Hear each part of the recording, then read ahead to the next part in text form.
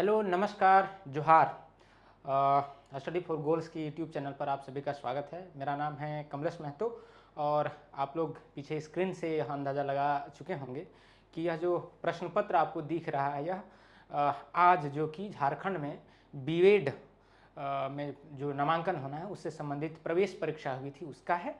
तो आज की वीडियो में हम लोग मुख्य रूप से बात करेंगे यह जो पत्र था, यह जो प्रवेश परीक्षा थी उसमें जो प्रश्न पूछे गए उसके क्वेश्चन और कह सकते हैं कि उनके आंसर की के बारे में, है ना। जो हमारी टीम है, जो हमारे कह सकते हैं कि स्टडी फॉर गोल्स की पूरी टीम है, उसके सहयोग से, उसकी मेहनत से आंसर की तैयार की गई है। तो आप लोग इससे मिला सकते हैं और आप अपना जो क्वेश्चन है उससे अपना आंसर की का मिलान कर सकते हैं, है ना। आपको पता है इसमें इस पत्र में हिंदी, इंग्लिश, टीचिंग एप्टीट्यूड और रीजनिंग के प्रश्न थे, है ना। तो इन प्रश्नों को हमने टेंटेटिवली हल करने की कोशिश की है। मेरे अंदाजन बहुत सारे ऐसे क्वेश्चन होंगे जो सच में कुछ ही क्वेश्चन होंगे जो कि कह सकते हैं कि इधर उधर हो सकते हैं आंसर की से, अदरवाइज क्वेश्चन के आंसर सही ही होंगे, है ना। हम लोगों ने बहुत कह सकते हैं कि तैयारी और वो से किया है। तो चलिए बिना विलम्ब किए हुए शुरू करते हैं। और जिन लोगों ने यह परीक्षा दी है, मेरा जो अनुमान है कि पत्र अपेक्षातया थोड़ा मुश्किल था, उतना आसान नहीं था। चाहे हिंदी की बात हो चाहे इंग्लिश की बात हो, हाँ कुछ क्वेश्चन आसान जरूर थे हिंदी और इंग्लिश में, मैंने देखा। टीचिंग एप्टीट्यूड में भी ठीक ठाक क्वेश्चन पूछे गए हैं, मतलब जो प्रीवियस ईयर था और जो हमने कल बात की थी उससे मतलब बहुत अलग, और लीडरशिप वगैरह से मतलब अंदर से क्वेश्चन पूछे गए हैं। तो थोड़ा सा कह सकते हैं कि थोड़ा, अगर मुझे इस क्वेश्चन के बारे में कहने को कहा जाए तो मैं इसका लेवल कह सकते हैं कि थोड़ा सा एवरेज से ऊपर ही मानूंगा। थोड़ा टफ की ओर ही मैं इसको मतलब रेट करूंगा। थोड़ा टफ ही पूछा गया है, रीजनिंग भी बहुत आसान नहीं है ना। तो चलिए हम लोग देखते हैं कि क्या हो सकते हैं आंसर। हिंदी में भी देखिए लिटरेचर को पूछा है ना। हिंदी में भी ठीक ठाक लिटरेचर से पूछा है। चलिए हम लोग बिना देर किए हुए शुरू करते हैं। तो पहला जो क्वेश्चन पूछा है कि किसका वास्तविक नाम वैद्यनाथ मिश्र था। तो इसका उत्तर तो वही बच्चा दे सकता है जो कि हिंदी पढ़ा है ना।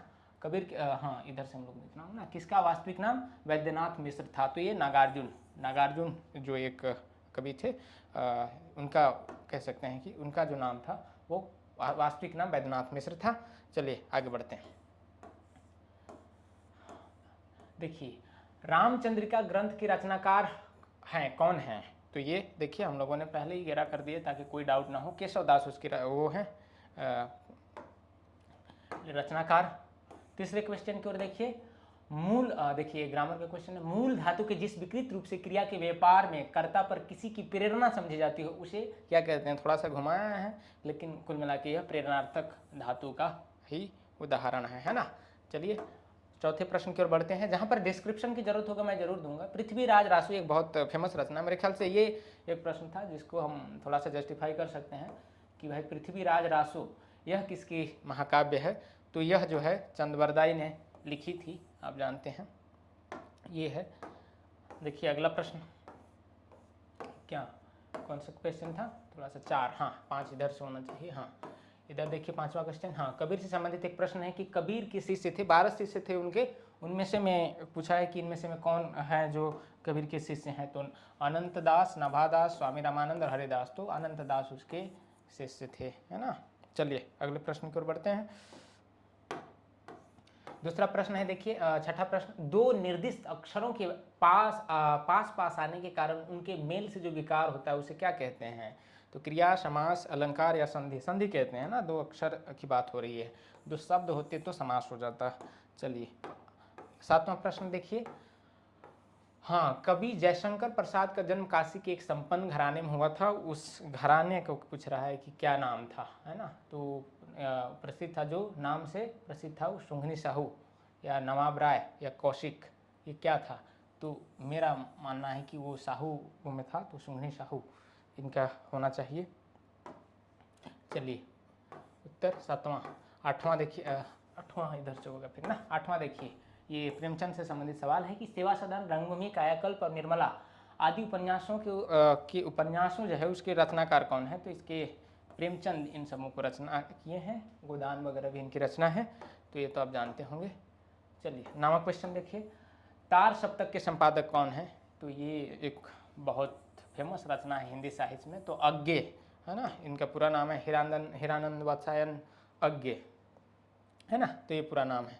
आगे देखिए, 9वां हो गया। 10वां, जिन अव्ययों का संबंध वाक् से नहीं रहता, जो वक्ता के केवल हर्ष, शोक आदि भाव सूचित करते हैं, उन्हें क्या कहते हैं? ये आसान था, विस्मय आदि बोधक अव्यय कहते हैं इनको, है ना।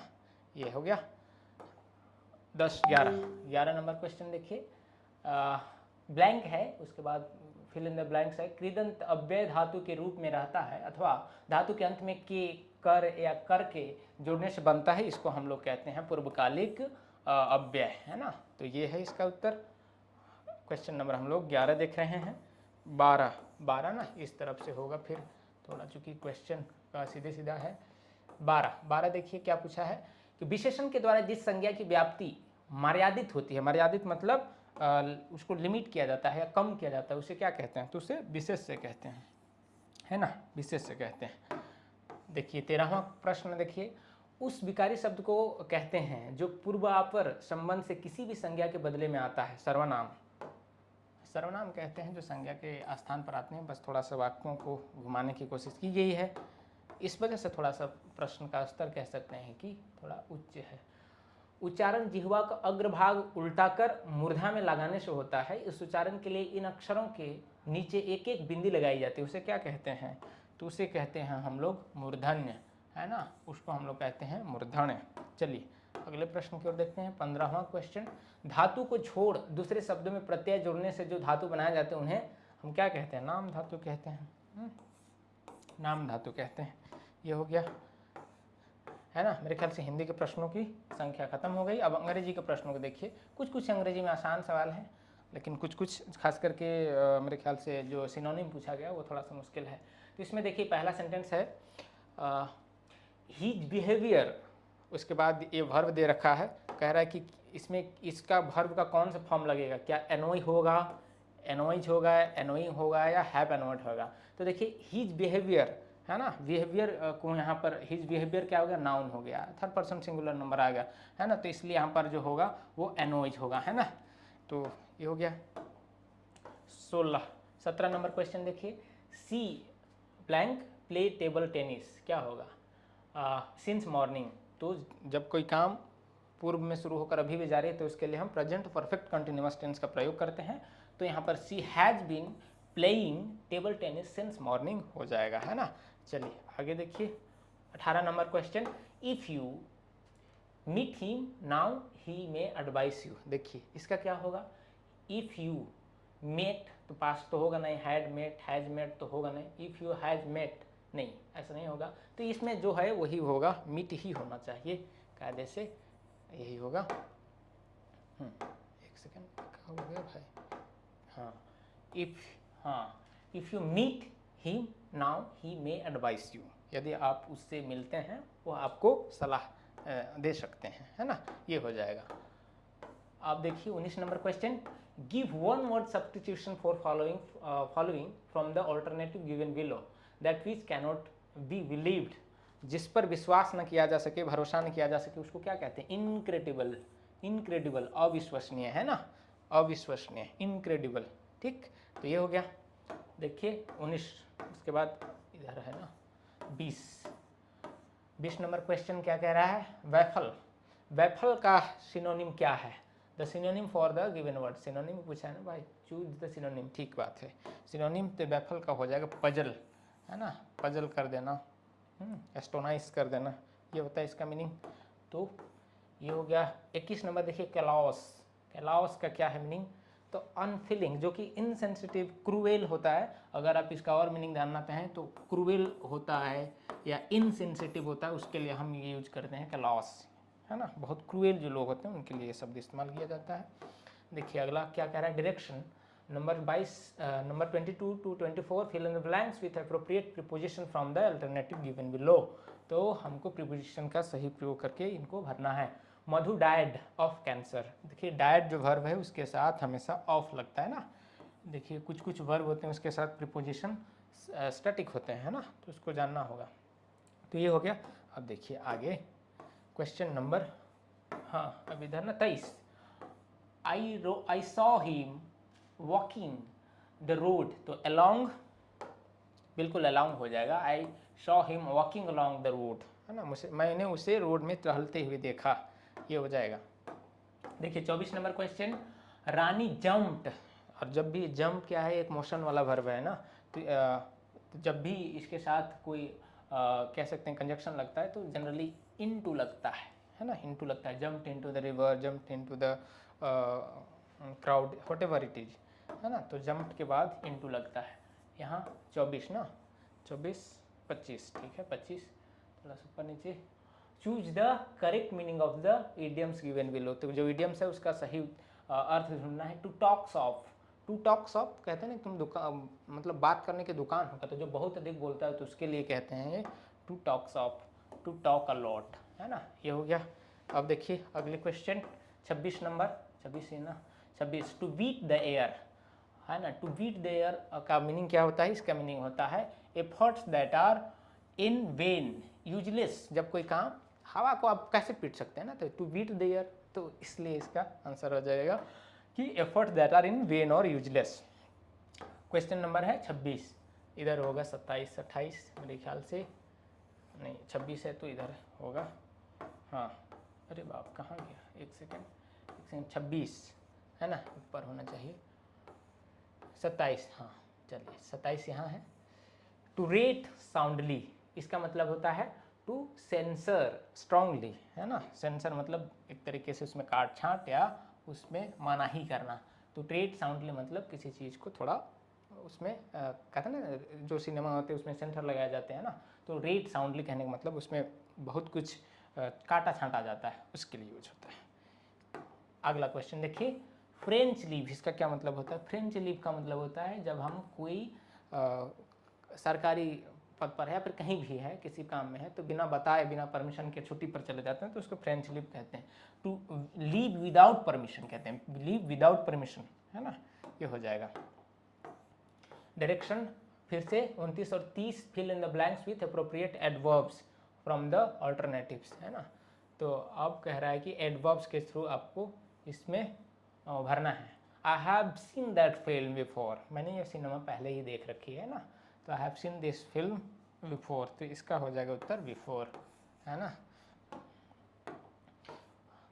देखिए 30 नंबर क्वेश्चन है, माई heart was full of words, तो क्या होगा, टू कुछ भी लगा के देख लीजिए, यहाँ पर मिक्स करेगा नहीं, तो इसलिए इसका उत्तर जो होगा वो अपने आप में सेंटेंस कंप्लीट है। None of these, my heart was full of words, मेरे दिल शब्दों से बजुजा गया था, भर चुका था, है ना, तो इसमें कुछ लगाने लायक है नहीं।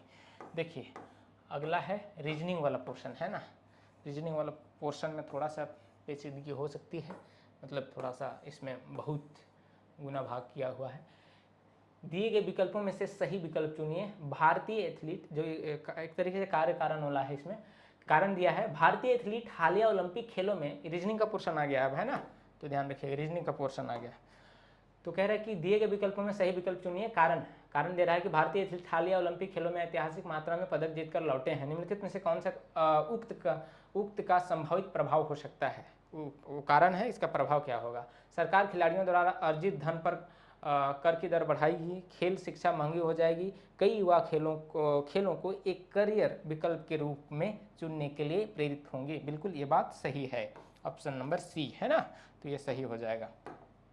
31 नंबर प्रश्न हम लोग देख रहे हैं, 32 देखिए, थोड़ा सा इसमें सीधे सीधे इसमें अब मैं इसको बताने चलूँगा तो बहुत वो लगेगा, है ना, तो इसका सही उत्तर जो होगा आपका 5 किलोमीटर दक्षिण पश्चिम। तो ये इन सब प्रश्नों को हम ज़्यादा वो नहीं करेंगे, डायरेक्ट बताएंगे। ये सब आप लोगों ने सॉल्व किया होगा, तो उसको हल करने में चूँकि बहुत वो लगेगा ना। 33 नंबर का हो जाएगा, जो है ए के भाई का मामा ए के पिता से किस प्रकार संबंधित है, तो बहनोई है ना, बहनोई, ये उत्तर आपका सही है। चलिए आगे देखिए, 33 नंबर क्वेश्चन हुआ ना। अब 34 नंबर क्वेश्चन देखिए, हाँ फिर से ब्लड रिलेशन वाला क्वेश्चन है कि मेरी पत्नी की सास के पिता के इकलौते दामाद की बेटी का भाई मुझसे किस प्रकार संबंधित है। तो यहाँ दोनों उत्तर संभावित है, या तो ए या सी, अर्थात भाई या मैं, ये खुद दोनों हो सकता है ना, तो इसका आंसर ऑप्शन नंबर डी हो जाएगा। देखिए 35 नंबर क्वेश्चन, एक व्यक्ति के चित्र की ओर देखकर अशोक ने कहा, उसकी माता मेरे पिता के पुत्र की पत्नी है, मेरा कोई भाई या बहन नहीं है। अशोक किसका चित्र देख रहा था, है ना, तो इसमें इसका उत्तर मेरे ख्याल से इधर है ना, इसका उत्तर है अपने पुत्र का। अगर आप करेंगे तो मैं जहाँ तक लगा पा रहा था इसमें तो अपनी पुत्री का होना चाहिए, लेकिन कोई और ऐसा ऑप्शन है नहीं तो उसके साथ ही जाना पड़ेगा। ऑप्शन नंबर डी 35 है ना, 35 ठीक है। 36 देखिए, सर्वथा भिन्न इसमें से कौन मतलब अलग है, ओड वन को चुनना है। तो स्मॉल, अबव, बिलो और डाउन, इन सब में अंतर ये है कि स्मॉल जो है एक एडजेक्टिव है, बाकी ये सब क्या है, बाकी ये सब प्रीपोजिशन है ना, इसलिए ये हो जाएगा अलग। उसमें और चुनना, फिर से एक वही बात है कि टांगे हैं, आंखें हैं, हाथ है और नाक है ना, तो इसमें अलग क्यों कौन होगा, नाक होगा है ना। बाकी दो दो हैं और ये एक ही होता है, एक ही में छेद होता है दो, तो इसलिए अलग हो जाएगा। सर्वथा फिर से भिन्न चुनना है, लाल, नीला, पीला, जैतूनी, तो इसमें जैतूनी रंगों का नाम है और ये एक तरीके की दूसरी विशेषता है, तो इसलिए ये हो जाएगा। देखिए 39 नंबर, इनमें से में क्या छांटना है, समरूपता को ढूंढना है। तो ब्लैंक को हम एम्प्टी भी कहते हैं। अलर्ट, देखिए इनमें से ऑप्शन में से में कोई, अलर्ट का मतलब क्या होता है, जो कि बहुत सावधान हो, समझदार हो, तो वही व्यक्ति अलर्ट हो सकता है जो वाइज हो, बुद्धिमान हो, है ना, इसलिए इसका उत्तर ये हो जाएगा। देखिए 40 नंबर क्वेश्चन हम लोग देखेंगे। हाँ, निम्नलिखित को फिर से संपूर्ण करना है। जो मुर्गी के बच्चे उसको चिक कहते हैं, तो बियर जो भालू है उसके बच्चे को क्या कहते हैं, पप कहते हैं, पप है ना, पप कहते हैं। कब हो जाता है, सावक शेर के बच्चे को कहते हैं, काफ बछड़े को कहते हैं, पोनी मेरे ख्याल से घोड़े के बच्चे को कहते हैं, है ना। अब इसमें देखिए केवल एक बार प्रयोग करते हुए ATC द्वारा कितने सार्थक अंग्रेजी के शब्द बनाए जा सकते हैं। तो मैं जो अंदाज लगा पाया, आप भी देखिए कि ACT एक तो होगा एक्ट, एक्ट जिसके लिए हम लोग नियमावली या नियम कहते हैं, और क्या कैट, इसके अलावा और कोई बनेगा, ट्राई कीजिए, हमसे तो नहीं बना, तो मैं इसके अनुसार मैं आंसर 2 लगाऊंगा, है ना। इसके बाद देखिए एक फिर से केवल एक बार प्रयोग करते हुए ABT और U को के द्वारा कितने सार्थक अंग्रेजी के शब्द बनाए जा सकते हैं। तो इसका भी जो देखा मैंने, तो एक शब्द होता है BAUT, इसका मतलब होता है बाउट, जैसे ना, जैसे बॉक्सर वगैरह जो गेम खेलते हैं तो एक गेम को बाउट कहते हैं, कॉन्टेस्ट, तो इसलिए एक शब्द तो बन रहा है। उसके बाद मैंने बहुत कोशिश करी, नहीं बना, तो मैं जहाँ तक कह पा रहा हूँ कि इसका एक ही उत्तर होगा। आप देखिए निम्नलिखित श्रृंखला में लुप्त पद ज्ञात करें, तो इसका जो है प्रोसेस लंबा है, तो मैं सीधे सीधे उत्तर बता देता हूँ। Option number A. 44 number question देखिए, श्रृंखला है, सीरीज है, इसमें बहुत लेंदी, अंग्रेजी तरफ देखते हैं थोड़ा कि इसमें क्या ढूंढना है। तो इसका उत्तर देखिए ऑप्शन नंबर बी है, 445 जो है वो है इसका उत्तर। देखिए फिर से 45 नंबर क्वेश्चन, फिर से एक सीरीज है, उसमें लुप्त अक्षर को चुनना था, तो BC3D जो है इसका वो है BC3D, ऑप्शन नंबर बी, ये इसका उत्तर है। 45 हो गया। 46 देखिए, इसमें फिर से क्या करना है, एनालॉजी है, तो इसमें क्या आएगा, 729, 729 इसका उत्तर है, ऑप्शन नंबर 46 का सी। 47 देखिए, इनमें संपूर्णता, जैसे लायन जो है वो क्या करता है, रोआर करता है, दहाड़ता है, तो मॉस्किटो क्या करता है, वाइन करता है, वाइन, उसकी जो साउंड होती है उसको वाइन कहते हैं। देखिए 48, निम्नलिखित समरूपता पूर्ण करें। Cardiology, cardiology is the study of heart, है ना, तो बॉटनी क्या कहता है, botany is the study of plants, तो ये हो जाएगा पौधा, ठीक है। देखिए अगला 49, निम्नलिखित समरूपता पूर्ण करें। कार कहाँ लगाते हैं, गैरेज में, तो एनिमल कहाँ रहेगा, चिड़ियाघर में। ये एकदम लड्डू सा क्वेश्चन है, कुछ क्वेश्चन आसान थे लेकिन सब नहीं थे। एक रीजनिंग आ गया, तो इसका कुल मिला के मामला ये है कि ऑप्शन नंबर हमारा एक्सपर्ट टीम ने ये बी दिया है, बी है ना, हाँ। इसके बाद देखिए 51, 51 ही ना, यदि एक भाषा में x का अर्थ इतना है तो ये माइनस प्लस कुल मिला के होगा, तो इसका आंसर D 66 आएगा। 52 फिर से, तो इसका आंसर जो होगा 52 का option number B 35, option number हाँ बी, ठीक है। 53 देखिए, निम्नलिखित श्रृंखला में अगली संख्या कौन सी होगी, तो कुल मिला के ये है, तो इसमें जो उत्तर आपका आएगा 5 आएगा, ठीक।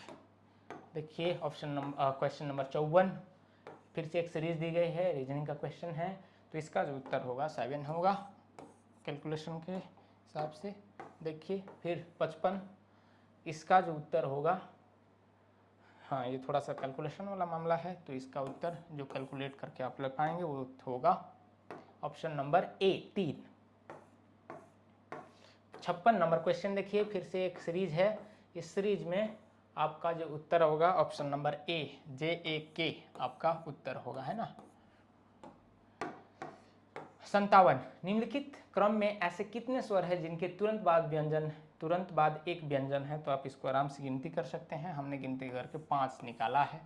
कह रहा है कि वोवेल्स के तुरंत बाद जो कॉन्सोनेंट होता है, 1 दिख रहा है, 2 दिख रहा है, 3 दिख रहा है, 4 दिख रहा है और ये 5 दिख रहा है। तो 5 हो गए, हाँ 5 होंगे।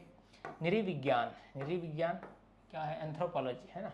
Anthropology is the study of humans whereas pathology is the study of illness. रोग का अध्ययन को पैथोलॉजी कहते हैं। तो ये हो जाएगा पैथोलॉजी। पब्लिकेशन के तीसरे, चौथे, छठे और सातवें अक्षर का प्रयोग करते हुए कितने सार्थक शब्द बनाए जा सकते हैं?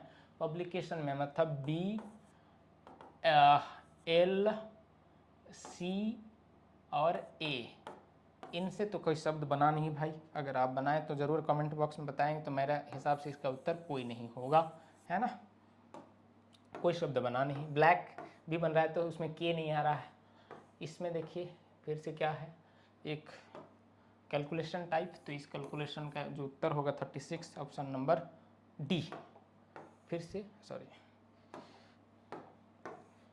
अब हमारे ख्याल से 61 से 100 तक जो होंगे वो टीचिंग एप्टीट्यूड के क्वेश्चंस होंगे। इसमें थोड़ा बहुत मैं समझाऊंगी, मेरा एरिया का क्षेत्र है। हिंदी इंग्लिश भी मेरे एरिया का ही क्षेत्र है। थोड़ा सा रीजनिंग हमारे एक्सपर्ट टीम के सहयोग से हुआ। फिर भी देखिए इसमें जो है पहला क्वेश्चन है, निम्नलिखित में से कौन सा प्रभावी संचार मतलब कम्युनिकेशन की विशेषता नहीं है? तो सक्रिय श्रवण, इंग्लिश मेरे ख्याल से इसमें देखना बढ़िया बात होगी। एक्टिव लिसनिंग, कौन इसमें से में सक्रिय नहीं पूछा है ना, विशेषता नहीं है।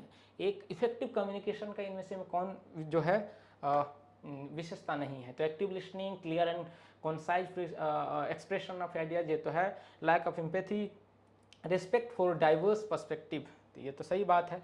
तो बिना एम्पैथी के आप एक गुड कम्युनिकेटर नहीं हो सकते। कोई बात स्टैमर कर रहा है, तुतला रहा है, तो आप अगर उससे में हंस दें तो फिर एक अच्छे कम्युनिकेटर का तो वो नहीं होना। एम्पैथी मतलब उसके जैसा ही महसूस कर पाना, है ना। टू पुट योर, कहते हैं ना कि to put your feet in the other shoes, जब दूसरे के जूते में आप भी अपना पैर रख के देखते हैं, उस तरीके का। देखिए 62 नंबर क्वेश्चन क्या है? संघर्ष समाधान कौशल इसके लिए महत्वपूर्ण है। थोड़ा अंग्रेजी देखना पड़ेगा। Conflict resolution skill are important for क्या, किसके लिए है? तो सकारात्मक संबंध बनाने के लिए। Avoiding difficulty situation, building positive relationship, encouraging hostility and aggression, isolating one self from others. तो कुल मिला के हम इससे क्या करते हैं? सकारात्मक संबंध बनाना हमारा मकसद होता है ना। इसलिए हम क्या करते हैं? संघर्ष समाधान कौशल के अंतर्गत उसको हम रख सकते हैं। 63 देखिए, स्कूली शिक्षा के संदर्भ में 21वीं सदी के कौशल शब्द का तात्पर्य क्या है? देखिए कोई 24 सेंचुरी के रिलेटेड बहुत सारे कैसे मेरे ख्याल से 15-16 स्किल की बात की गई है। तो इसमें कह रहा है कि कौन कौन से इसमें हैं। तो इसमें देखिए कम्युनिकेशन है, क्रिएटिविटी है, क्रिटिकल थिंकिंग है, इस तरीके के कुछ हैं। तो इसकी आधुनिक दुनिया में सफलता के लिए आवश्यक कौशल जैसे आलोचनात्मक सोच, देखिए वही बात है ना। तो ऑप्शन नंबर आपका बी इसका सही उत्तर है। देखिए 64 नंबर, सावधानी के बारे में निम्नलिखित में से कौन सा कथन सत्य है? Which of the following statement about mindfulness. देखिए अब सावधानी और माइंडफुलनेस दो बहुत अलग अलग चीज़ें हो जाती हैं। तो अंग्रेजी जिस बच्चे को नहीं आ रही होगी इसमें बड़ा समस्या होगी। तो इसका माइंडफुलनेस का संबंध किससे है? तो देखिए बाकी जितने भी ऑप्शन, उसका जो सही उत्तर है यह वर्तमान क्षण पर ध्यान और जागरूकता को बढ़ावा देता है। इसके लिए इंग्लिश में पढ़ेंगे तो बड़ा अच्छा दिया है। It promotes focus and awareness the present moment. तो है ना, इसका उत्तर आपका ऑप्शन नंबर सी होगा, है ना। चलिए आगे बढ़ते हैं। Option number question number 65, attitude, language skills and knowledge are the products of क्या? लर्निंग का है ये सब लर्निंग का है। अभिवृत्ति मतलब एटीट्यूड, कल भी मैंने बताया था कि एटीट्यूड क्या होता है? किसी घटना विषय वस्तु के प्रति आपकी पसंद और नापसंद को हम क्या कहते हैं? एटीट्यूड या अभिवृत्ति कहते हैं। भाषा कौशल और ज्ञान किसके उत्पाद हैं? तो सीखना, ये सब आप सीखते हैं। शिक्षक मुख्य रूप से निम्नलिखित में से किस विधि द्वारा विद्यार्थियों के समूह का व्यवहार अध्ययन करता है? तो ऑब्जर्वेशन होता है। जब बच्चा कब अगर सबसे बेहतर तरीके से बच्चे को समझना चाहते हैं तो वो जब वो खुद से एकदम अपना कहते हैं ना कि बच्चे जब बहुत स्वतंत्र रूप से खेल कूद रहे हों या क्लासरूम में हो तब आप उनका ऑब्जर्व कीजिए तो देखने को मिलेगा उनका वास्तविक रूप, है ना, ये बात है। कहने आ रहा है, हाँ चलिए 67 देखिए 67, निम्नलिखित में कौन सा अधिगम में प्रवीणता हासिल करने का तत्व नहीं है ना, मास्टरी लर्निंग के बारे में इसमें से कौन सा एलिमेंट नहीं है। तो वैकल्पिक पाठ्य पुस्तक का उपयोग, देखिए वैकल्पिक का मतलब कोई बच्चा ऐसा है जो एकदम अपना सिलेबस को पूरा करने के बाद भी बहुत जल्दी पूरा कर लेता है, तो उसको आप मास्टर कैसे करेंगे, तो उसको और भी कुछ सोर्सेज देंगे, शिक्षण के वैकल्पिक तरीके अपनाएंगे, मतलब थोड़ा सा और एडवांस करेंगे अपने टीचिंग लर्निंग मेथड्स को। बाल केंद्रित सीखने की गतिविधि, मतलब कि चाइल्ड सेंटर लर्निंग की बात कर रहे हैं तो उस बच्चे में जिस मान के लोग कविताएं लिखता है वो एकदम 10वीं में है और ग्रेजुएशन लेवल का, तो उसको आप उसके रिलेटेड और सोर्सेज प्रोवाइड करेंगे, है ना। तो आप किसी बच्चे का मास्टरी लर्निंग समूह में नहीं करा सकते, थोड़ा मुश्किल काम है ना। समूह में तो आप सबको ध्यान रखेंगे तो उसमें सबको ले दे के चलना पड़ेगा, तो मास्टरी थोड़ी मुश्किल काम है। 68 देखिए, तेजी से नेतृत्व बढ़ रहा है, हाँ दूसरों का अनुसरण करना तेजी से नेतृत्व बढ़ा रहा है ना। इसको अंग्रेजी देखेंगे तो बढ़िया लगेगा कि getting others to follow is increasing leadership rapidly, ये इसका सही उत्तर है जो आप देख पा रहे हैं ना, ऑप्शन नंबर डी। देखिए आगे बढ़ते हैं 69, शिक्षण सहायक सामग्री जिसको टीचिंग लर्निंग मटेरियल्स कहते हैं, एड्स कहते हैं, टीचिंग लर्निंग एड्स।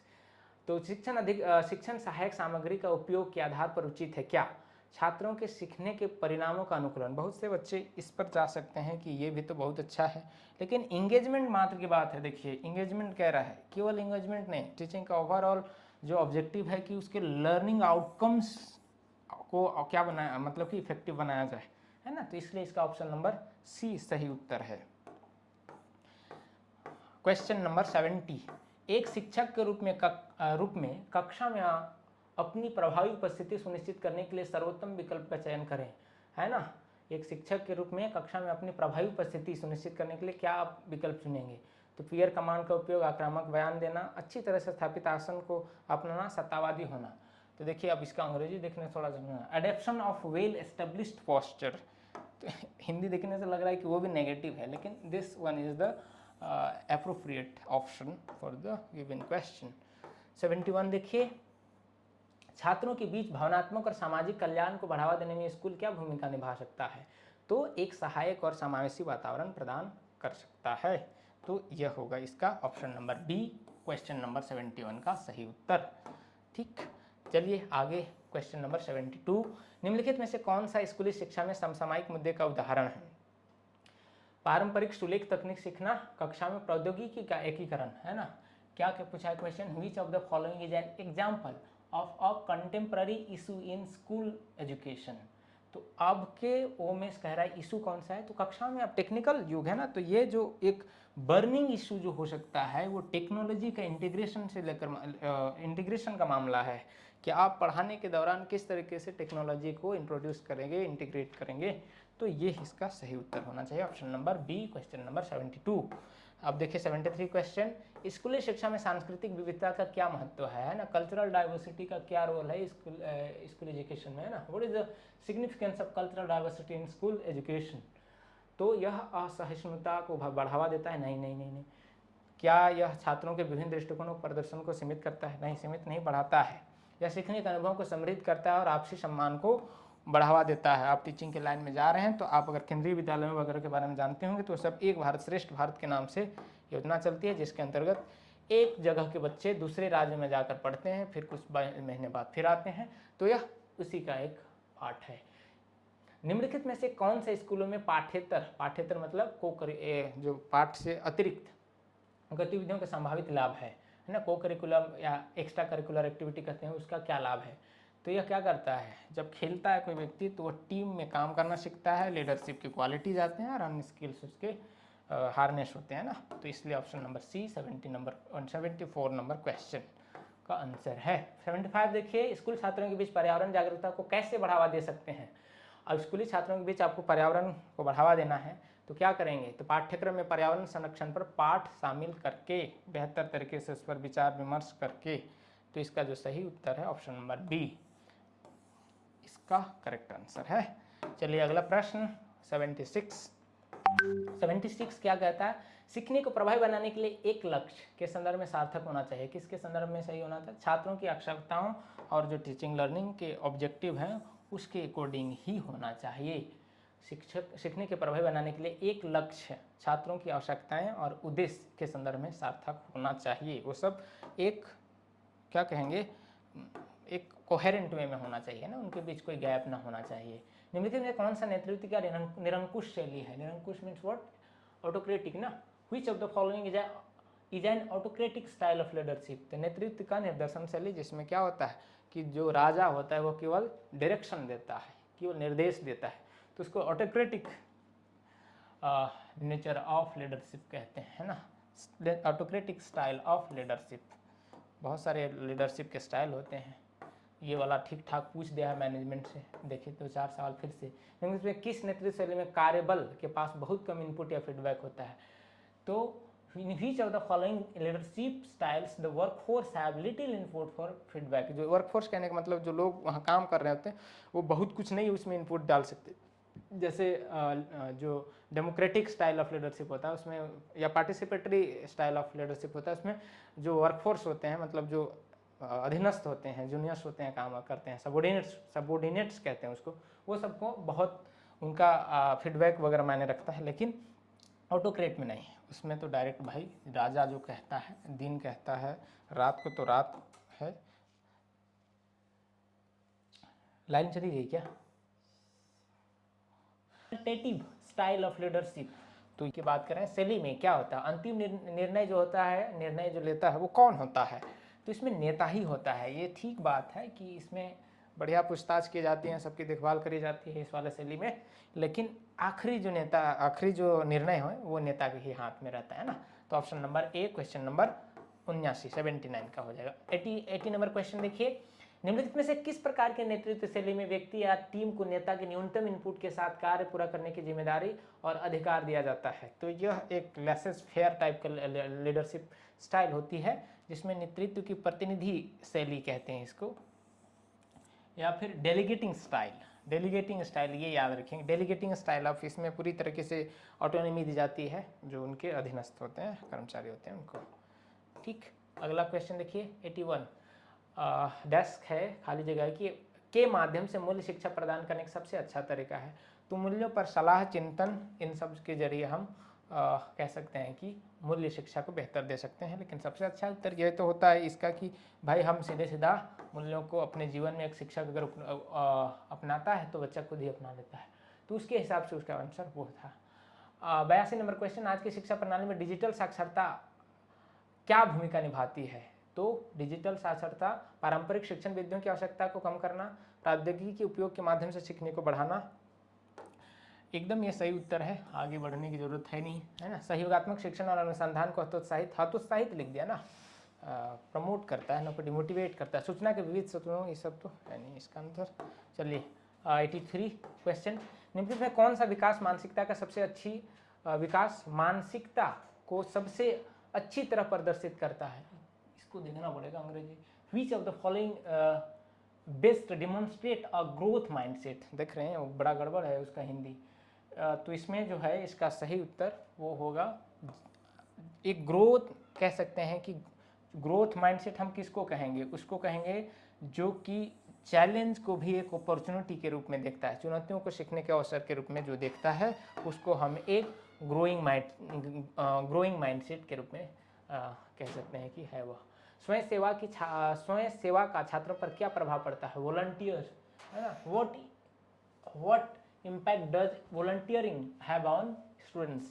तो यह जो हम बच्चों को वॉलंटियर करने की जो देते हैं कई कामों में, तो उसका क्या प्रभाव पड़ता है? तो इससे यह होता है कि उनमें सामाजिक जिम्मेदारी और सामुदायिक भागीदारी की भावना उनमें कह सकते हैं उत्पन्न होती है।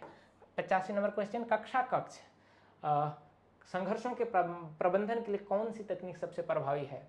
तो खुले संवाद और परिप्रेक्ष्य को समझने की सुविधा, अर्थात फैसिलिटेटिंग ओपन डायलॉग्स, बढ़िया से बातचीत हो, कोई भी मुद्दा हो तो उस पर बढ़िया से बातचीत हो और एक दूसरे के पर्सपेक्टिव को हम समझे, यही सबसे बढ़िया तरीका होता है किसी भी उलझन को समाप्त करने का, चाहे कहीं का भी हो, कक्षा कक्ष हो या बाहर की बात हो। निम्नलिखित में से कौन सा प्रभावी नेतृत्व के लिए आवश्यक नेतृत्व कौशल नहीं है? तो कह रहा है कि which of the following is not a kind of leadership skill required for effective leadership. तो विजन तो चाहिए, कल भी मैंने बताया था, एम्पावरमेंट भी चाहिए, इंट्यूशन भी चाहिए, थ्रेट की जरूरत नहीं पड़ती भैया। तो option number D would be the correct option for the question number 86। 87 देखिए, एक प्रभावी नेता किन मूल्यों पर ध्यान केंद्रित नहीं करता है? तो डिसइंटीग्रेशन, विघटन के जो मूल्य हैं उन पर वो ज़्यादा ध्यान नहीं देता, वो अपने काम पर फोकस रहता है। 88 क्वेश्चन नंबर देखिए, निम्नलिखित में कौन सा इंटरपर्सनल कौशल का सर्वोत्तम रूप से परिभाषित करता है? इंटरपर्सनल का मतलब इंटरपर्सनल और इंट्रापर्सनल ये दो चीज़ें होती हैं। इंटरपर्सनल में होता है जब आप दूसरे व्यक्तियों को बेहतर समझते हैं, इसी का ठीक दूसरा शब्द होता है कि इंट्रापर्सनल का मतलब जब आप खुद को समझते हैं, अपने इमोशंस को समझते हैं, अपने डिजायर्स को समझते हैं और सेल्फ कंट्रोल ज़्यादा होती है, तो उसको इंट्रापर्सनल कहते हैं। और इंटरपर्सनल का मतलब होता है जब आप दूसरों को बेहतर समझते हैं। तो इसका होगा दूसरे के साथ प्रभावी ढंग से संवाद वही व्यक्ति करता है, जैसे जो सब मोटिवेशनल स्पीकर्स होता है, काउंसिलर्स होते हैं, उनके पास इंटरपर्सनल स्किल्स जो होते हैं बहुत बढ़िया होते हैं ना। ये हो गया 89। फिर से देखिए, वही इंट्रापर्सनल कौशल में मुख्य रूप से शामिल है। तो क्या है, जैसे अभी मैंने बताया, आत्मचिंतन, सेल्फ रिफ्लेक्शन और सेल्फ अवेयरनेस इन लोगों में ज़्यादा होती है, वो खुद को बेहतर समझते हैं। जैसे संत वगैरह जो होते हैं ना, वो लोग भावनात्मक बुद्धिमत्ता से क्या तात्पर्य है? इमोशनल इंटेलिजेंस क्या है इसका मतलब? इसका मतलब है अपनी भावनाओं को समझने और प्रबंधित करने की क्षमता जो व्यक्ति, देखिए इसका संबंध इंट्रापर्सनल और इंटरपर्सनल से ही है।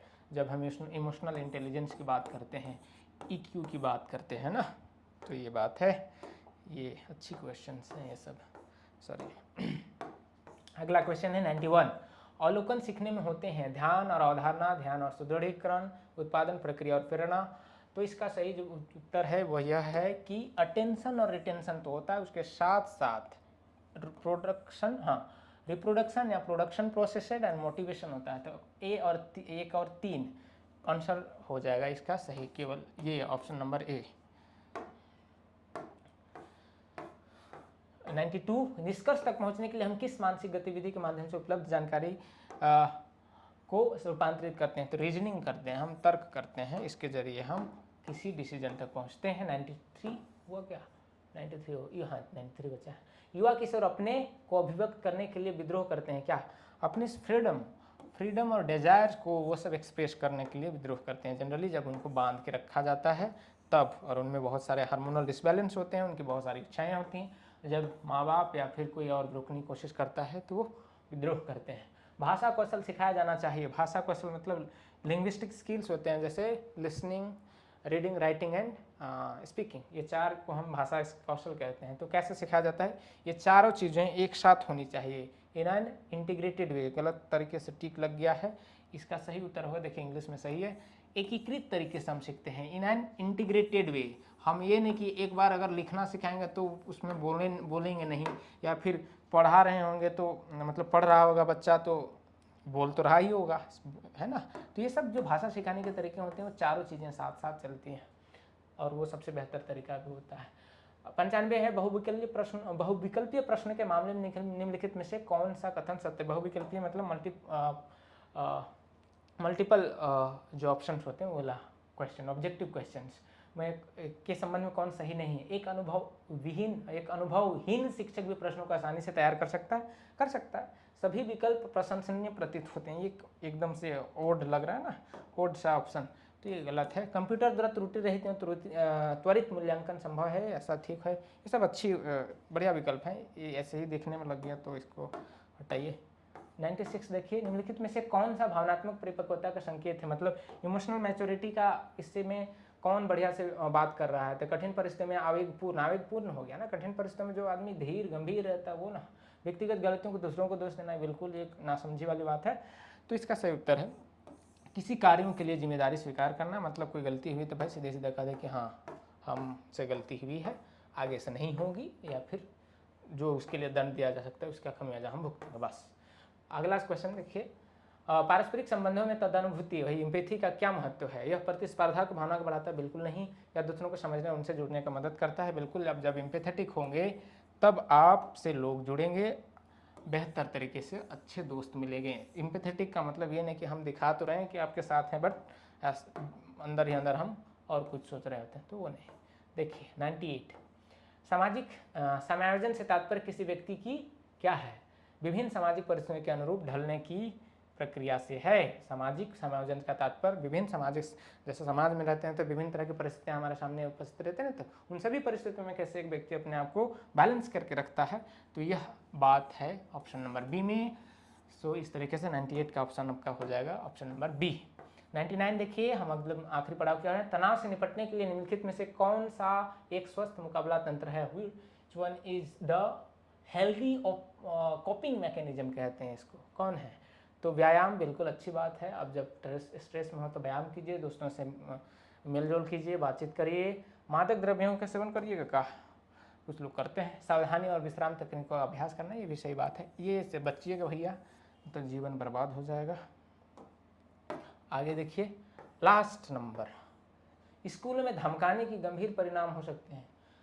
बुलिंग कहते हैं उसको, बुलिंग है ना, बच्चों को चिढ़ाते हैं मोटा कह के या फिर किसी तरह से और तरीके से जिन बच्चों को बुली किया जाता है, धमकाया जाता है एक तरीके से, तो उनका परिणाम यह हो सकता है कि पीड़ित पर दीर्घकालिक मतलब लंबे समय तक किसी तरह का साइकोलॉजिकल आपको इम्पैक्ट दिख सकता है और उसको एक डिजीज के रूप में वह परिवर्तित हो सकता है, जो उसके व्यक्तित्व के लिए, उसके कैरेक्टर के लिए, पर्सनालिटी के लिए बहुत ही हार्मफुल हो सकता है। तो यह थे कह सकते हैं क्या, जो आपके बीएड के प्रवेश परीक्षा में पूछे गए प्रश्नों का उत्तर, और मुझे आशा है, उम्मीद है, भरोसा है कि ये जो उत्तर बताए गए हैं सटीक होंगे, सही होंगे, है ना। तो यह थे, अगर वीडियो अच्छी लगी होगा तो लाइक कीजिए, शेयर कीजिए, कमेंट कीजिए, है ना। चलिए, थैंक्स फॉर वॉचिंग, है ना। चलिए आज वीडियो को यहीं ख़त्म करते हैं। चलिए, धन्यवाद।